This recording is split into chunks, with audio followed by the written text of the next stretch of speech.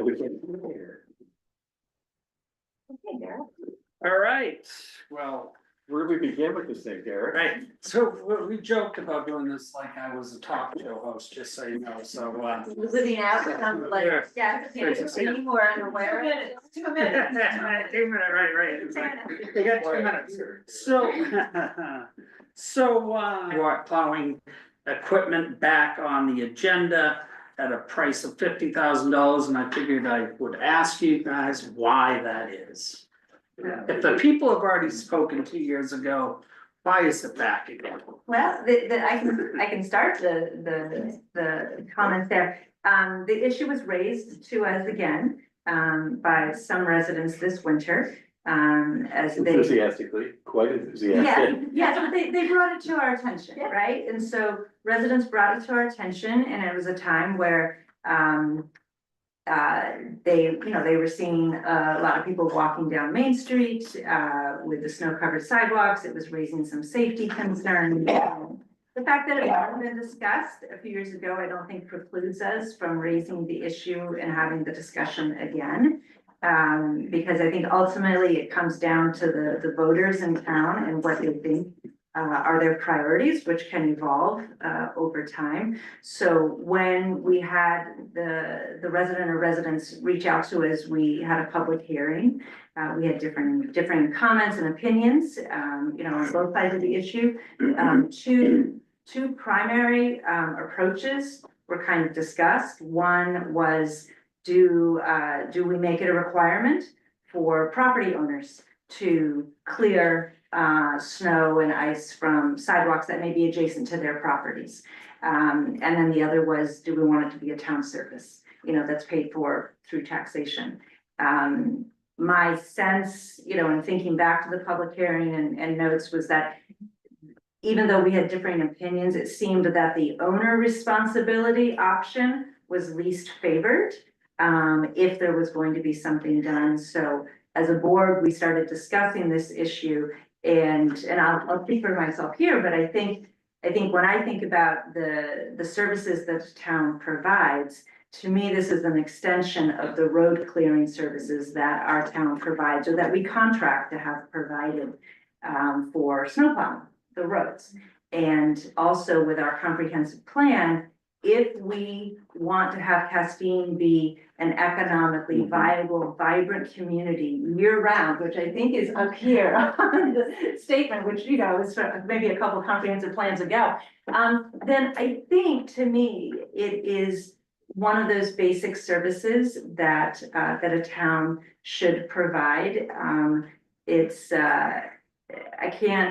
have a hard time imagining welcoming people and businesses to town if we're not going to address sidewalk clearing, either through owner responsibility or through town services. So we started going in the direction of town services, and then also tried to kind of scale it back to say, all right, let's give this kind of like a trial run. And so I think we've discussed focusing on the sidewalks from like Adams School down to Court Street to Main Street. And if I'm not mistaken, I think we were looking at all of Main Street down into the commercial district.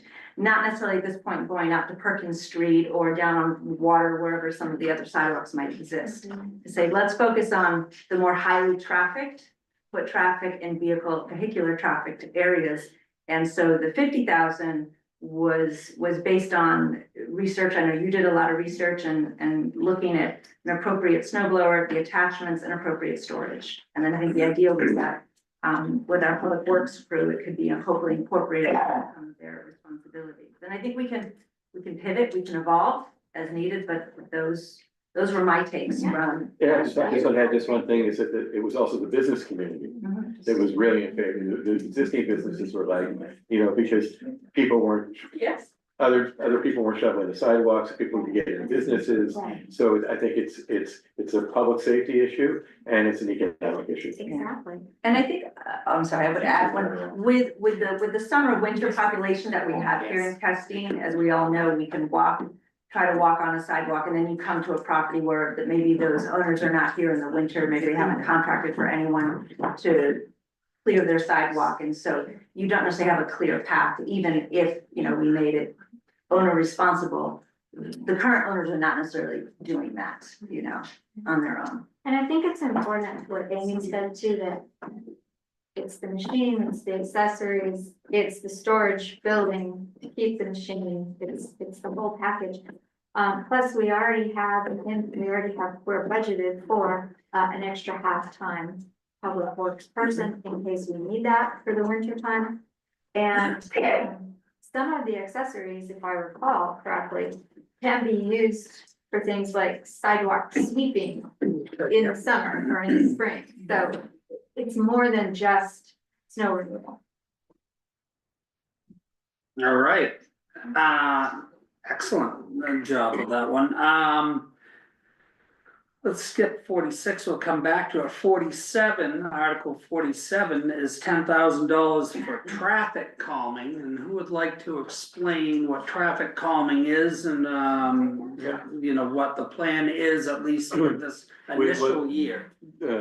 Since I've been on the select board, I would say one of the top 3 things that people bring to me is, you know, people really driving very aggressively. There are some very, very dangerous places in town. We had a student get killed last year, driving erratically on a motorcycle.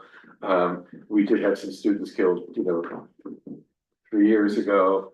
And I just think that, you know, creating a townwide consciousness of traffic safety is critical, and to that end, we are also having this town vote on safety slogans for the town. So this money is going to be used to invest in things to help create traffic calming.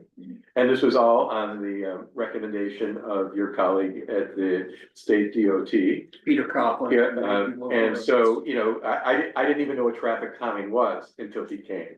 But there's a science behind it, and there is a thinking behind it, and we want to be part of that.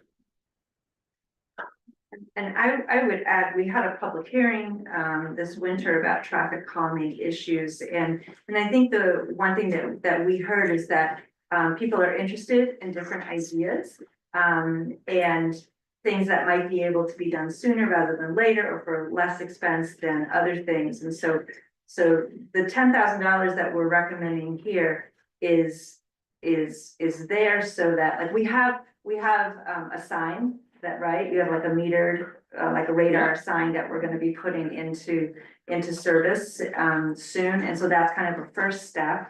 And then, because we felt like we need to first gather some data to say, you know, do we have a problem? And if so, where and to what extent?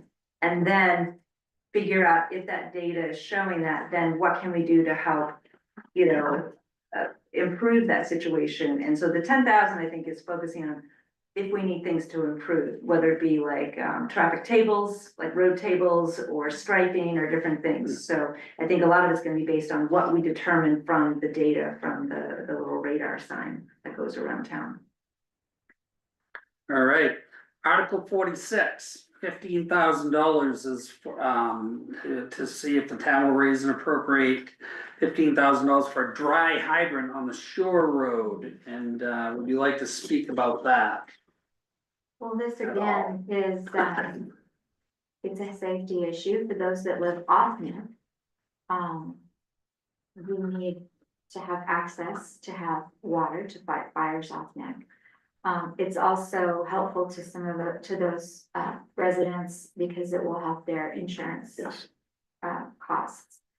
If we have this available and their insurance company knows that we have this available. We know that we're looking to put our fire station on net, but we want to make sure that we have proper coverage for everyone in town. Okay. Anybody else? Seeing none, then we will go to Article 48 is to see what sum not to exceed 15,000 the town will raise and appropriate for Battle Lab lot PFAS testing. You know, we've talked about PFAS a lot, so I'd like to get your insight on this. When we were doing site test or original testing, we did some PFAS testing at the Battle Avenue lot. We tested 4 different areas, And there was one area that came up with PFAS numbers. And at that time, the select board felt that it was in the best interest of public safety to repeat that test and go a little bit deeper if we can, or however we need to do it, to see if we can find out more about those PFAS and where they're from, or what we can do. So. Is there more? You know, I think it's information gathering. Yeah. Right. And, you know, I think, and then based on what we may learn, then maybe see if we have options and what those options might be. Yeah. So, Yeah. I have one final question before I open it up to the floor back here, to the audience. Article 59 is an article to see if the town will authorize the select board to negotiate, enter into a residential lease for the lighthouse keeper's house premises for a term not to exceed 3 years from the expiration date of the current lease, June 30th, 2025. So would anybody just like to weigh in on that particular article?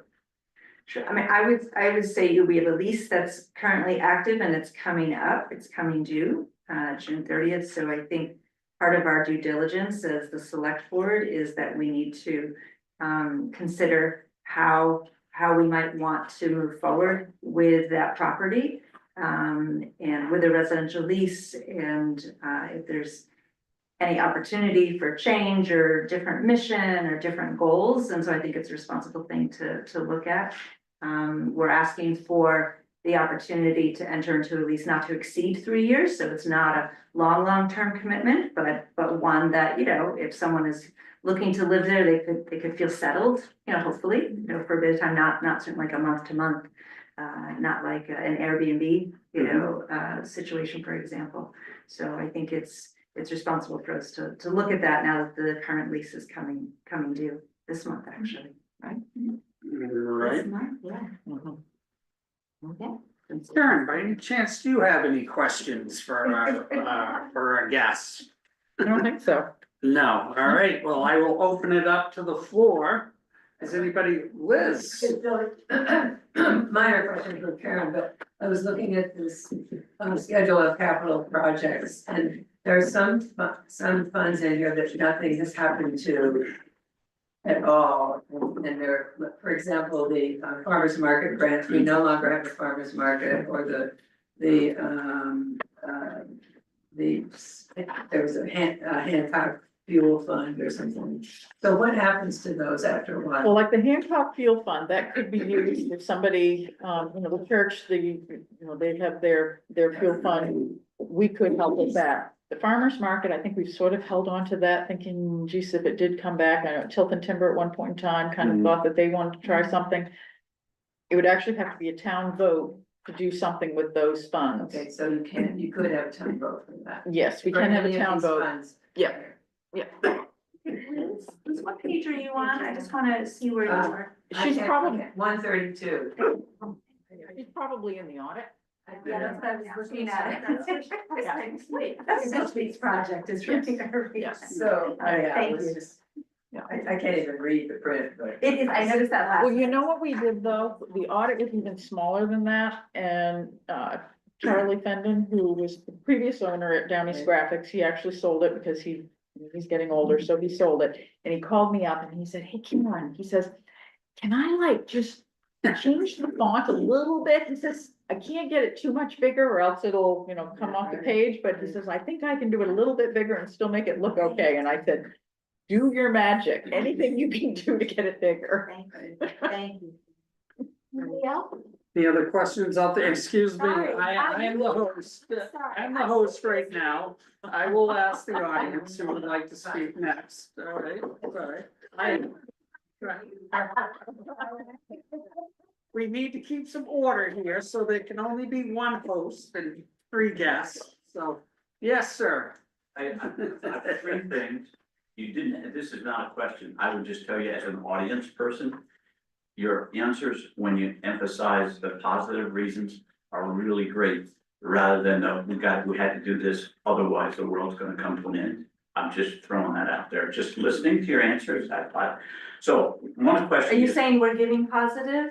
most of your answers were positive, there were some where we were doing this to avoid, the world coming to an end. That one doesn't swim quite as well, just by the way. If I understand it, this board can control a one-year lease. And so one of my questions would be, rather than having to go to the town, why wouldn't you get permission for a one-year lease so that the next time, I understand somebody would like a little longer view, but until you figure out what you want to do with it, if you had a one-year term, then the board could do it as compared to having to have a town vote. For the life. Just so you know, it says, for a time period not to exceed 3 years, so they could do a one-year lease. So if this passes and the board does a one-year lease, then they have it in their control. Great. The other thing is, based on 2 emails I got today, you're gonna hear, there's gonna be at least a question about the $1,700 per student at GSA. And who's gonna step up and answer that? And That would have to be the school board. It's not in there, it's not in the school board warrant. Yes, it is. It is Oh, in their warrant. It is in their warrant, yeah, they'll be the ones at the table, I mean, You know, not that it won't come up under ours, but they will have already voted on If it. you, it's actually article number 17, it's after their budget, they didn't want to include it in their budget, it's after their budget. And they did say that they want it to be by written ballot. So it will be by written ballot. Yeah. And if anybody has read my finance officer's report, one I of the have. things that I did, which, and I think you said it in the paper, didn't you? Yeah, what did you? Yeah. Last year at town meeting, someone asked the question, how much the average taxpayer would pay for the additional GSA tuition? For this year, the 32,300 additional tuition for GSA would cost the average taxpayer $29.60. And I mean, then I just threw out there, the average tax parcel in Castine is valued at about $370,000. So David did put that in his article in the paper. It is in my finance officer's report here. And if somebody asks it at town meeting, I will now have the number. Nicely done. That's good. Does anybody else have any questions? Can I just for clarification, so Article 17, when it's presented to the town, will be during part of the school board Yeah. warrant, right? And when it comes time for doing the tax commitment, if that passes, that will become part of the school. Right, I mean, Right. we could comment on it as citizens, right, Yes. because we're not Yes. yet up at the table, so to speak. Correct. During So, that time. I'm, how many students right now from Castine are going to GSA? They had 17, now they're looking at 11 next year. I don't have all the numbers. No, I'm saying it's low teens. It's a low number, and I think the implication by the questions that I have less to do with the tax dollars than our judgment as a town, as the school board, as to whether or not that institution is going to be viable 4 years from now for the parents, the citizens who have kids who are 5th grade, 6th grade, 7th grade. Because this gives them a clue. Right. I mean, I'm getting. no, but I mean, it's, Good, it's good you know, this is good, but I just think that I know they're working very hard to right the ship. And, you know, I think that there's, you know, I actually know 2 of the students who are going there right now, and knowing that this was coming up, I actually sat them down the other day and asked them, you know, how's it going? And they're very happy there. And they think that the school's doing a good job of turning things around. And it's really, you know, as Karen said, it's a small amount of money for each household. If there weren't a reporter here, I might say that,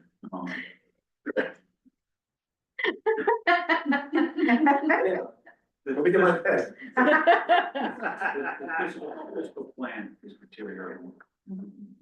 The number of courses are going down, and we have an obligation to the kids here. Yeah. And I'm not saying the world's come to an end, as I said, you don't wanna, but I think that's what I've been hearing parents wanna know what we think, what you all think, Right. the school board thinks. It's just, you know, I mean, the reality is, it's a really difficult issue. It is. You know, you don't give the money, you're facilitating the decline. You give the money, you don't know what's gonna happen, you know what I mean? Right. You know, and both my daughters went to GSA and graduated and, you know, had very, very good Yeah. experiences socially, athletically, and through any opportunity they wanted. And I think they saw that. What I really like about GSA, and it reminds me of my own high school in Vermont, where it's kind of like, even though it has this quasi, you know, private quality to it, it's like my high school was a union high school. We brought kids in from everywhere, like all different, you know, interests, all different walks of life, and they're all there together and making their way through the school. And so, you know, my personal thought is if we don't support the request from GSA, then we may hurt their chances of being viable as an educational institution on the peninsula. I would personally love to see them thrive and have a chance to turn around, because I do think it's very important for there to be a local high school that serves the kids of the peninsula. You know, you're talking about Stonington and some of the other communities as well as over here. It gives us yet another choice for our students, since we don't have a high school of our own. You know, I personally would be leaning, you know, towards supporting it and helping them get turned around and. I don't think, I'm no good with that at all. We need that school, but there are other alternatives. Where it could become a public school and actually be on firm footing. And if you start to look at where kids are coming from, and is it the same mix? And I'm feeling like negative Nelly, and I'd love for that school. Yeah. But unless we look it squarely in the eye. Right. Right, It's- yeah, and I wasn't thinking about it becoming a public institute, I was thinking of it existing as it is or not existing as it is. And so, and if some financial support will help them continue to exist in some framework, then I think that would be good for everybody on the peninsula. I'm sure people are gonna ask, what have the other towns done? Everybody's voted by a much smaller margin. Yeah, But everybody voted in favor of it. and I Everybody think, voted. has that? Did I think Orland that's been this the year? case. I'm sorry, Did Orland voted in this year? I don't know about Orland. I think I was Orland, on our budget review Yeah. committee. I think I heard that Orland did not, so if there's any students from Orland, the parents have to come up with the additional funds. Right. Yeah. And I think they mentioned that last year at our town meeting, that if it wasn't approved, I think that would have been the result. Yes. That parents would be asked to come up with a difference. Yeah. in that. Cause I think Orland has not, I think they have not passed it. GSA has never said that the parents would be responsible. They've never said who would be responsible if they had got that question, which I would have done too. Okay, maybe Sorry, I apologize, that's where I. No, but listen, it's gonna come up at the meeting, we might as well have a dry run. Well, yes, and it will. Mr. Host? Why, thank you, Madam co-host, apparently. Any other questions out there from everybody? I thought I saw David's hand.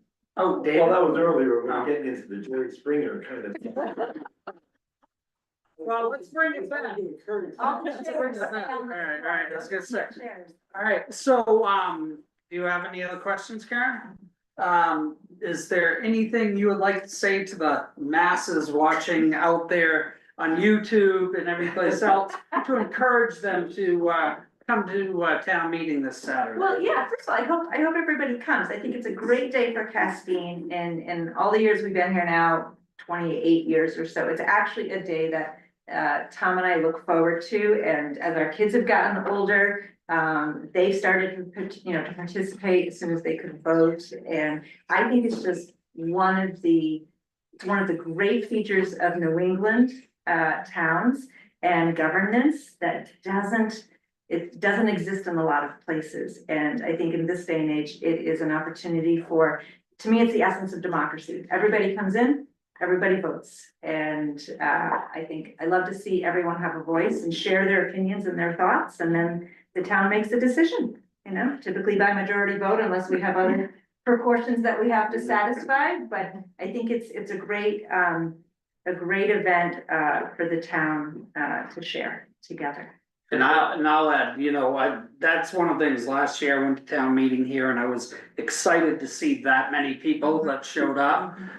Especially because in New Hampshire, we had SB2, some towns are open town meetings, some are SB2 towns, which stood for Senate Bill number 2. So we would have a fake town meeting, like the Tuesday before, we would vote, or the Saturday before, we would actually vote in the booths. So we wouldn't have a lot of people come to that meeting, it'd be mostly department heads, school teachers, and we would have that debate on the floor, which meant nothing. And then it would go to the voters booth, and then you never get that Right. ability to actually discuss the articles and why they're important and why somebody should vote one way or the other. Yeah. So I was excited to actually get Yeah. back into the regular open town meeting because I think it's something that's important for our democracy, and I think it's the best form of approving your budgets. I think it's great, and I think it's also really great that we have it for the school board, a Yeah. school warrant as well as the town warrant, because for a lot of families whose kids may be older, or maybe they don't have kids, they're not as engaged in that way with the school system, it's still a responsibility of the town, you know, as a whole, to support that education of our young people. So I love how we have them both on the same day, and the school board first. And I would just add that, first of all, Karen worked enormously Yes. hard, okay, and we are greatly appreciative of your hard work and how precise and really thorough the budget is. And I know that we have put a lot of time in to address it's quite complicated, you know? And to really balance out all the issues that are facing the town is not an easy task, because no one likes looking at raising taxes. No, of course not. Is that it, Dan? That's it. Then I'm gonna give you, Madam Chair, the final word. Okay. Can I just, the one thing that I like about town meeting, I think really in Castine, generally, we're really very civil about things. I think that people can have differing opinions. Yeah. Yes. And, you know, I could say, you know, Dan, this is the way that I think it should be, and you can say, you know what, I respectfully disagree with you. But you know, in the years that I've been here, I really have not, there haven't been too many real tense times. I think everybody, you know, they may have their opinions, they may be different, but then they can go and, you know, Yeah. hey, you know, you wanna go, you know, have a cup of coffee together or something. Yeah, I So, think it's a credit to the residents and also to Robin, Moss, you know, Yeah. who does a great job as a moderator, because that is not easy. it is not And easy. Spike Wiswall, before Robin, when he did it as well, it was great, and I give them a lot of credit, because there's a lot to keep track of. Yeah. You know, through all those warrant articles and maintaining Yeah. that decorum and the integrity of the entire process, so, yeah. Now, really, this time you can have the final word. Go for it. So, I just wanna say that I agree that it's democracy. In its truest form. I've never seen anything like this before we moved here, and I would love town meeting. Come because you get to vote on your favorite traffic calming slogan. Yeah. Yeah, You get to vote for your top 3. You have to come and vote for that. And, The seventh graders. Not are necessarily fundraising. good. seventh grade, so you get to vote on, yes, on slogans. Right. Absolutely on slogans. You do have to sit to the side. Oh, you're not meeting, you have to vote for slogans. But also, I just wanna thank, everybody at the table. There were a lot of 7 AM meetings. I thank you for that. And. Yeah, I think Derek for me. no, but I think it's reasonable to say, I mean, Karen, how much time do you spend preparing the budget? Oh, Oh, my 100 God. hours, 200 hours, I mean, it's a lot. Every day. Yeah, yeah. I'm just saying, if you add up. and then things change. Yeah. I mean, You add yeah, up we have a all the meeting time, and- there's hundreds of hours of work. I just thank everybody for putting in all the hours, because Yeah. I think we did a great budget considering How difficult, everything that came at us this year. And I hate to take this, So- thank you all. Applause. Nice job, Derek. Thank you. Thank you, Derek. We're doing our Thank big you all town for meeting coming. on Saturday. We have I have a question.